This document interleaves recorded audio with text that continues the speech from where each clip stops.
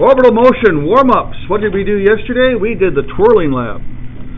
If you've not yet turned in your twirling lab results, would you please do so today? Right, 36 million in scientific notation. Ricky, what do you have for number 2? 3.6 times 10 to the exponent 7. Is that how you want me to write it? Yes. Do you agree with that, Ethan? Yes. Yes, indeed. Number 3, Christian, what do you have? 71 times 10 to the 14th. Is that how you want me to write it? Pardon? Is that how you want me to write it? Do you agree with that? Marco, what do you say? 7.1 times 10 to the negative 14. Times 10 to the negative what? 14. Is that how you want me to write it? Oh, it's 7. No. Oh, it doesn't have that. It says 71. Oh, wait. What do you think? What do you think? I think it's 7.1, but I think it's... Isaiah, what do you say? 7.1 times 10 to the negative 50. Is that how you want me to write it?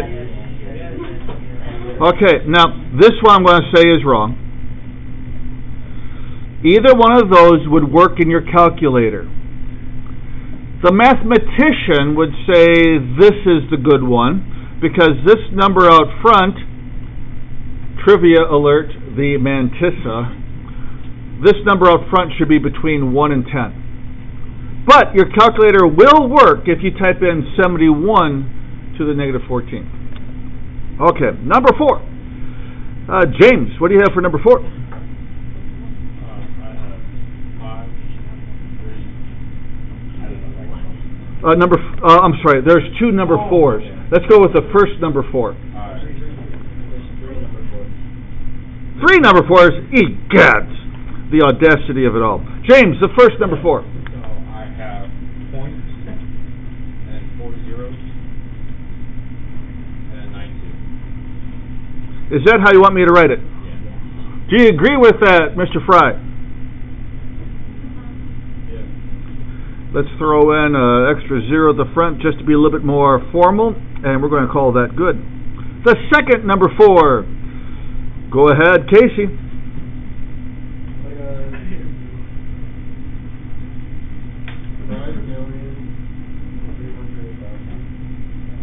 Is that how you want me to write it? Do you agree with that, Cherie?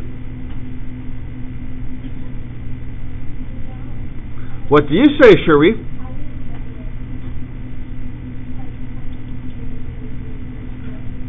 How many zeros after the point?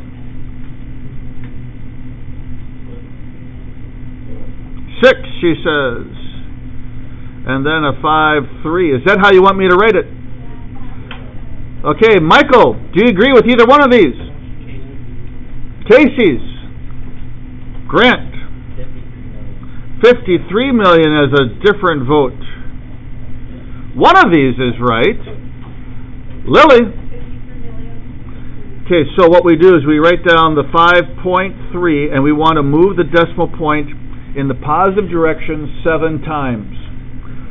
1, 2, 3, 4, 5, 6, 7. So that's the final location. And we put in zeros for the missing places. It ends up being 6 zeros. So 53 million is the correct answer. Number 4, convert 1 hour to seconds.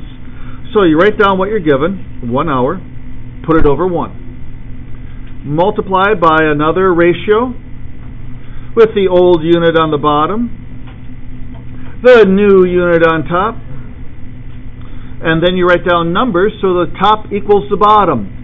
Unfortunately, I don't know how many seconds are in an hour. That's what I'm trying to figure out. So I'm going to scratch off seconds. I'm going to do something that I do know. I do know minutes, and I know how many minutes are with so many seconds. So we're going to do it in 2 steps. So now, how many hours and minutes go together? We know it's 60 and 1, and 60 and 1 again. So now our old units disappear, the minutes disappear, leaving with seconds. We just multiply the tops and we get 3,600 seconds. So convert 3 hours to seconds. Put down what we're given, put it over 1. Multiply by a ratio with the old unit on the bottom and the new unit on top. And we now know how many seconds are in an hour. So I now can put in this 3,600 on top and 1 hour on the bottom. Multiply those together and I hope you get 10,800. I hope.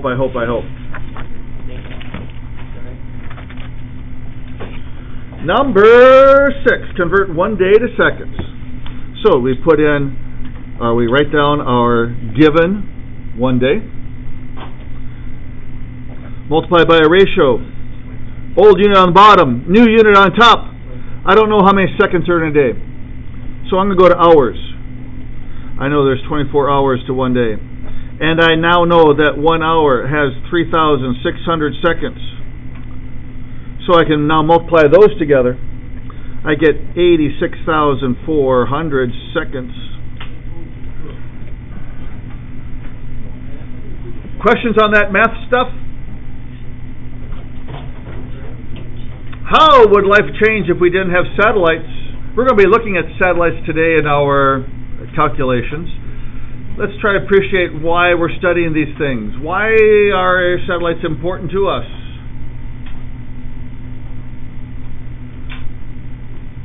Lily? Help power radio. Radios. How many people have XM or Sirius radio in their car? That's very nice to have. Another thing. Isaiah? GPS. Of all the things that the 21st century has given us, I think I appreciate GPS the most. Everything else that we can do nowadays with our cell phone, I could do back in the 20th century. Not as easy, but I could do it. But boy, the GPS with saying turn left, turn right, that is fantastic. Okay, Ethan.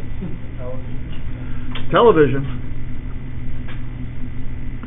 We can now see live events all around the world as they happen because of satellites. The banking industry is terribly reliant upon satellites to transmit information from one to the other. I just read a headline, I didn't read the article, but a headline that said, man, if we have let's call it a war in space where we shoot down one country's satellites and they shoot down our satellites, it wouldn't just blind our military, it would ruin our economy because we're so dependent upon those things to transmit information, particularly the banks. I don't know how true that is, but that's the headline that I saw. Purpose: I will understand a satellite's motion. Relevance: satellites are a crucial part of our society today. We should know the basic science involved in placing them in orbit. Success: I will be able to explain why a satellite stays in orbit. I will be able to calculate a satellite's speed. So tonight, it's not homework 50, it's homework 51. It's 6 problems. It shouldn't take you more than 12 minutes. Next quiz is not day 53. It's, what day is it? Day 54. 54. So I think that's Thursday. Let's double check that just to make sure. Today is orbital motion, and Tuesday is that, and Wednesday is review, and Thursday is the quiz. Yes, indeed. Any questions on homework that we've done so far? Alrighty, let's move on to number 1. Draw the path of a slow cannonball being shot horizontally off a 50-meter tower onto a flat plane. Ignore friction. Draw paths for a very slow cannonball, a very, very fast cannonball, and a medium one. Okay, so here's a slow cannonball. Plonk. That's slow. Very, very fast.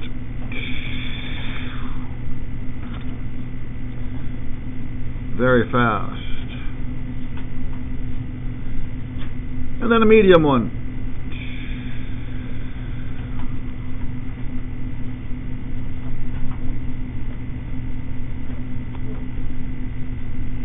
We have studied this kind of motion before. We called it horizontal projectiles, or let's see, what was the other word? Parabolic motion. Is the ball falling towards the earth during its flight? Yes, of course. That's a stupid question.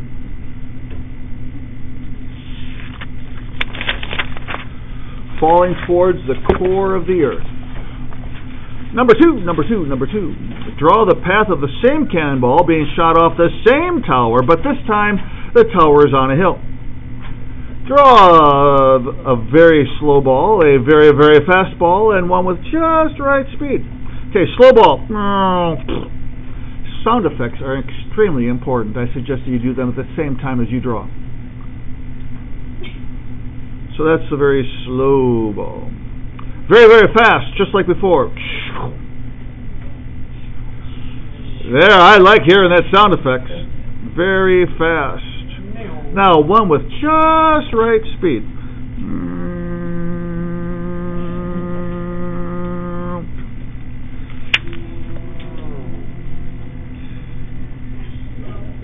Just right. If we look at this just right path, and we can imagine some people observing this.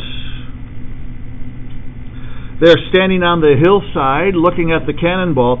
This person here would say, it's 50 meters high.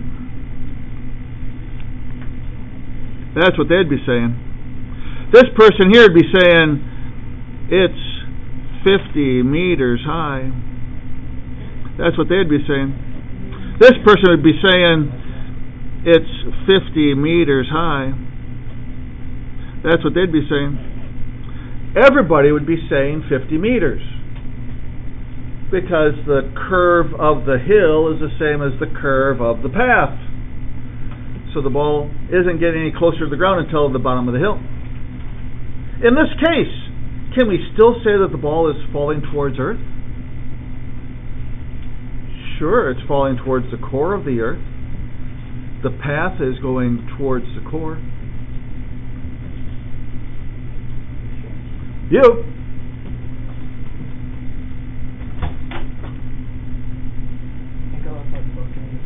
You may look it up. Is there lost and found? At the underneath there. Imagine a very tall tower and a cannonball with just the right velocity. It's going to go like this. Instead of going down a hill, it's going around the earth like that. If we had people standing here and here and here and here, they would see at the same distance from the surface of the earth, just like these folks here. And that would continue as the satellite, or the cannonball I should say, goes around like this.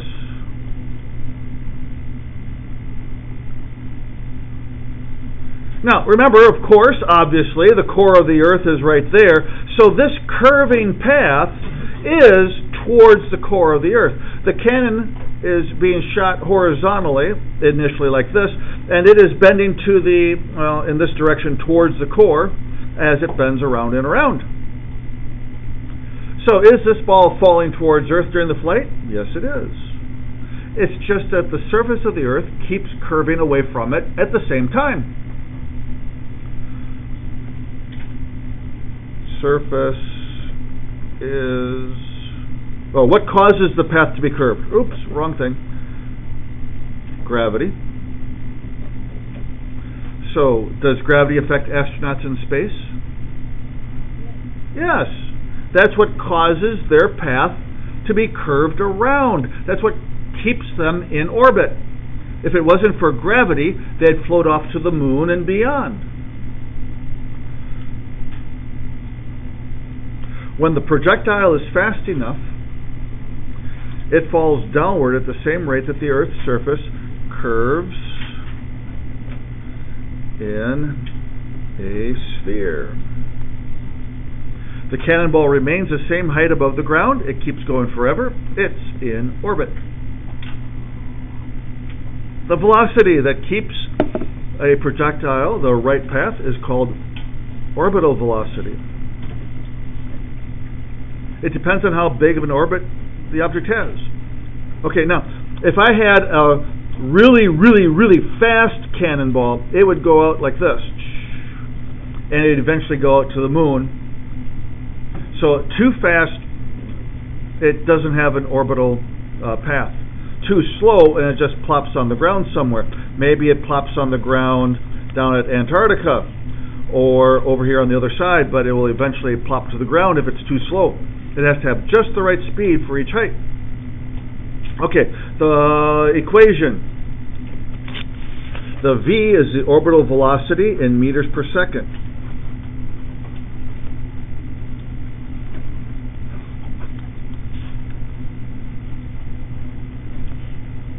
The m is the mass of the central body. Usually it's a planet. It might be something else though. We might have a spacecraft orbiting a moon or an asteroid or the sun or a star. Anyway, that's going to be mass of kilograms. The r is the distance between the cores. Another way of saying this r is it's the orbital radius. That's why we have the little r as the variable for radius. And that's got to be in units, unfortunately, of meters. Just like before, though, we're talking normally about objects that are very far apart, like planets and asteroids and stars and such. And so the distances are going to be given to you in your story problems in kilometers. Before you put it into the calculations, you have to change it to meters. Move the decimal point over to the right 3 places. Sometimes you have to add zeros, sometimes not, but anyway, 3 places to the right. G is always a strange number. It's given to you on the posters around the room. Notice what is not in this equation. The mass of the satellite is not in here. So that means that the mass does not affect the velocity. A giant satellite is going to have the same orbital velocities as a teeny tiny one. Next, number 11. If an object tries to orbit but has a slower speed, then it won't arc as far as it needs. The arc will be too steep and it will crash. If an object moves too fast, then its path won't arc at the same rate as the planet. Its path will be too straight, not arcing enough. This will lead the object to fly away into deep space forever. Just keep on going until it crashes into something else.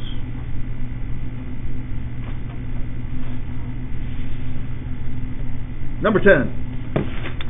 Find the orbital velocity of a 200 kilogram satellite orbiting the Earth with a radius of 9,000 meters. So the equation, V equals square root G_m over R. Notice that this is just plain old R. This is not R squared like our other equation with capital G in it. Substitutions. V is equal to square root 6.67 times 10 to the negative 11. That's the G value. Then the M, this is the mass of Earth that's being orbited. 5.97 times 10 to the 24th. The R is the orbital radius, and we're told that straight out, radius of 9 million. Now, if we said that it orbits at an altitude of 9 million, then I'd have to add to that the radius of Earth. But this says a radius, and so that's just plain old R. Okay, and then if you do your math correctly in your calculator, don't forget to take the square root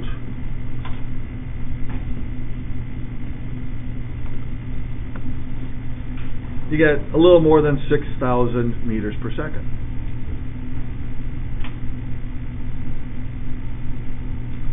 Number 11. The space shuttle had a maximum velocity of 7,900 meters per second. What was the corresponding radius of its orbit around Earth?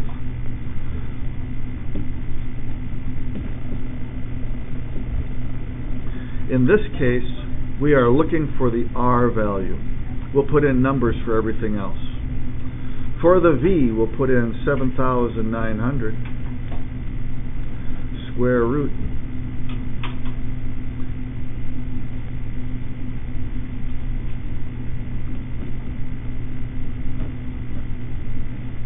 The R stays a letter on the bottom. So the first thing we have to do is to square both sides.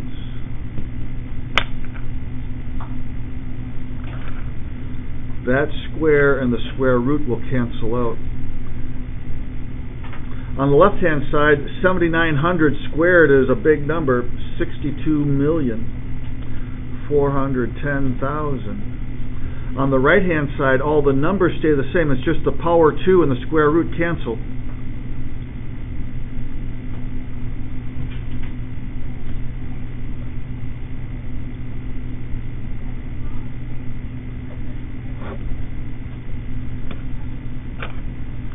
We want to get the R by itself, so one thing that I would suggest you do is to switch the diagonals here. And we get R is equal to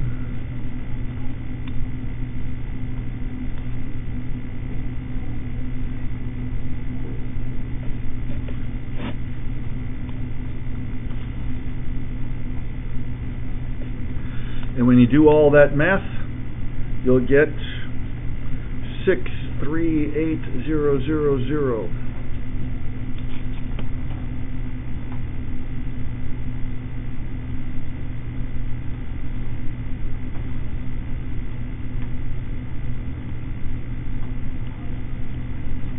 Questions there? Number 12. A satellite orbits Earth with an orbital radius of 10,000 miles. A second satellite orbits the Moon with the same orbital radius. Compare the speeds. Okay, so let's look at the velocity around Earth and the velocity around the Moon. For the Earth, we have the g(m) over r. And the r here is going to be the 10,000 miles. We got to convert that to meters, but that would be the r. For the Moon, we'd have the exact same r on the bottom. So the r's are the same in both equations for both velocities. The g is our 6.67 times 10 to the negative 11th. It's the exact same g over there. The thing that's different is that this mass is that of the Earth, and this one is for the Moon. Different numbers.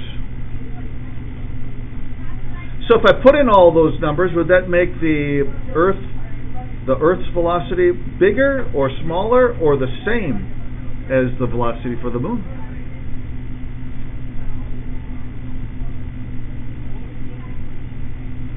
Alex, what do you think?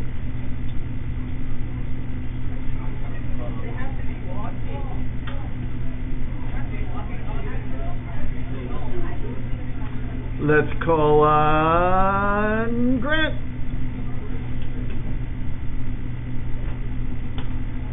Not sure? Okay.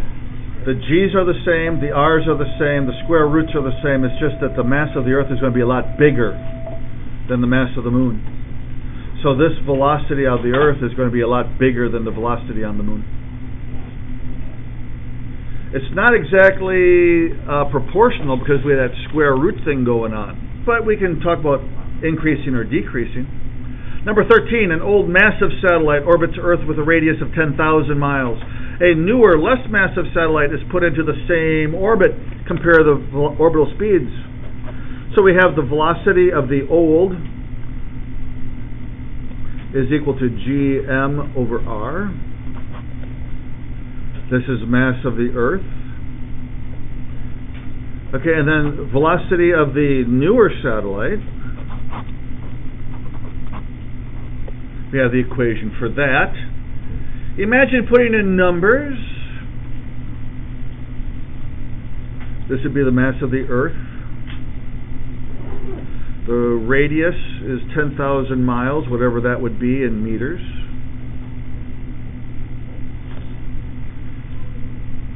So, how would you compare the old velocity with a massive satellite and the new velocity with the less massive, light, higher tech satellite? What do you think, Sam? Stretching, but wouldn't they just be the same? They would be the same. It's the same value for G. It's the same value for Earth. It's the same 10,000 mile radius, whatever that is in meters. So yeah, the mass of the orbiting item does not matter when it comes to this kind of calculation. Next page. Now we have a new equation. T equals square root 4 pi squared r cubed over GM. This T here is the period. We've had the capital T before. It is the time to orbit once.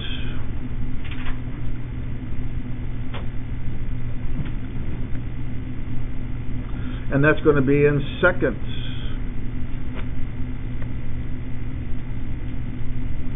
The R is the orbital radius, just like before. The M is the central body, whatever we are orbiting.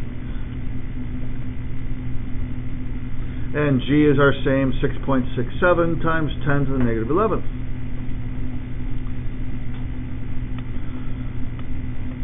I want everybody to take out their calculators to make sure that you can press the buttons here correctly. The radius of the Earth is, what is that, 63,780,000? Nope, I didn't quite do that right. 6,378,000 meters. Find the period of the satellite that has an orbital radius of 7,000. So just a little bit bigger than the Earth. This is an orbital radius, so this is the distance to the core. That's going to be our R value. We want to find the period T.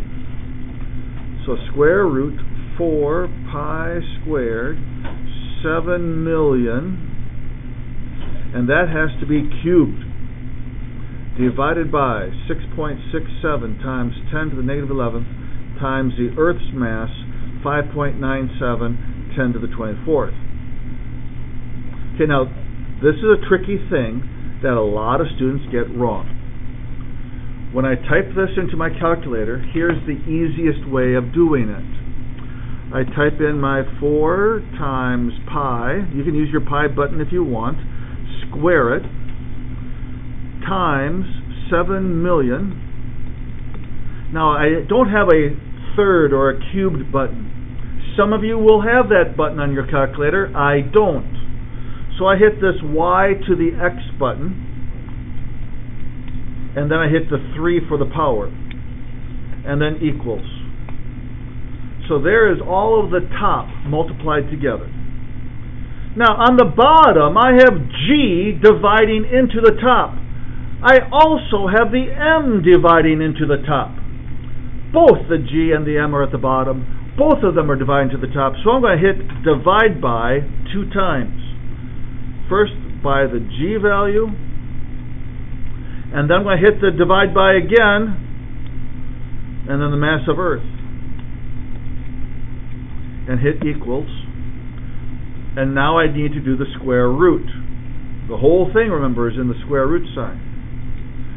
And I get 5828.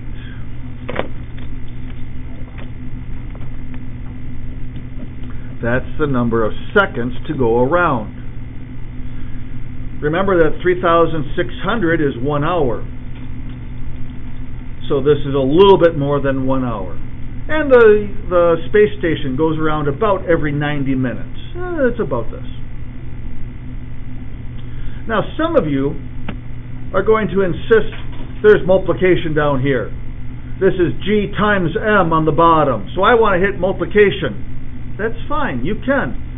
It's just that if you hit the multiplication sign down here, you have to remember to put parentheses around that multiplication when you do it on your calculator.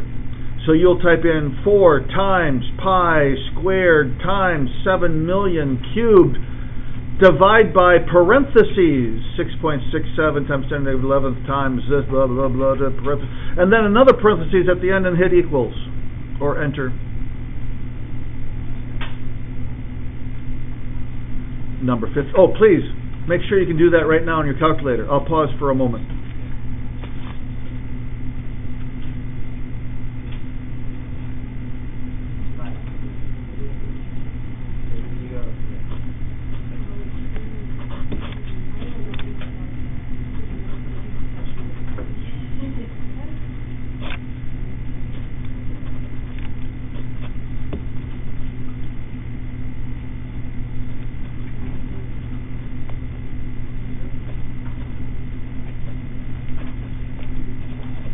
So, the next one, I'll have you pause for just a second, please. Sorry. For the last problem, putting in these numbers, you'll get an answer. Oh, just a second.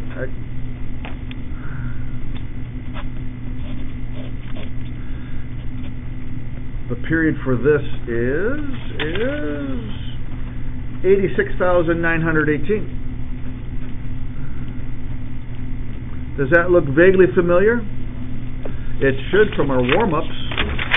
That is how many seconds are in a day, roughly.